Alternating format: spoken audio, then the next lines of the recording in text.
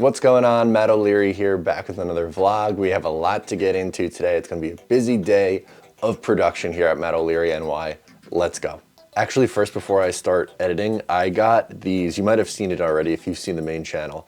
I'll flip it around. So this guy, a little mic flag, and I have one for my handheld, which I'm gonna be using for hopefully some fun stuff at opening day. So looking forward to it. These came out sick.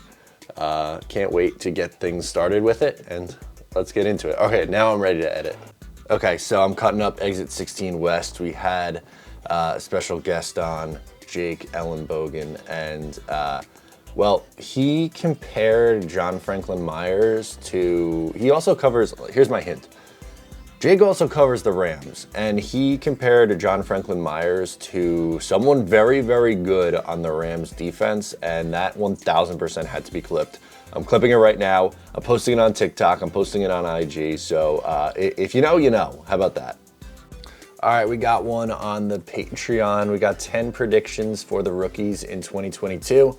I like you guys. I give behind the scenes here, so I'll give you one.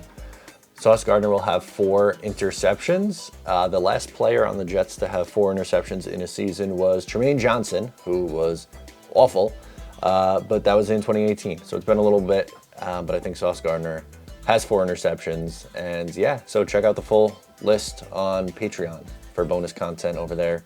Gonna get ready to record my video for today. All right, today's video is going to be about Tiki Barber being a moron.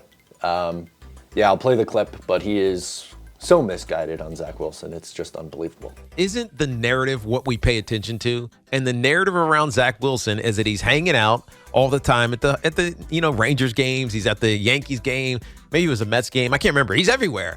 And then we love his love life for whatever reason. I don't really care, but as long as he's balling, I don't care. But we love it. And so I almost feel like it's intentional. Right? He's putting himself out there intentionally to build his brand, just like all these young players that come into any sport. It's what they do. But we're not talking about the things that I assumed, at least according to last year's talking points about him, was what he loved to do, which is grind on football, like sit for hours and watch tape and be out on the field and overwork, like all those things. I haven't heard that once this offseason. I know what he was actually doing, but what I'm hearing is the exact opposite of that. So that's the only thing that worries me. It's the idea that he is no longer trying or no longer putting in that effort couldn't be further from the truth.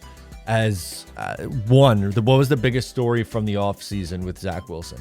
Thick Zach Wilson. He put on 18 pounds, and not like 18 pounds of fat. It's muscle. He got built up. He looks bigger. He looks stronger. So number one, he was working on his body. He's working on his nutrition. He talked about that.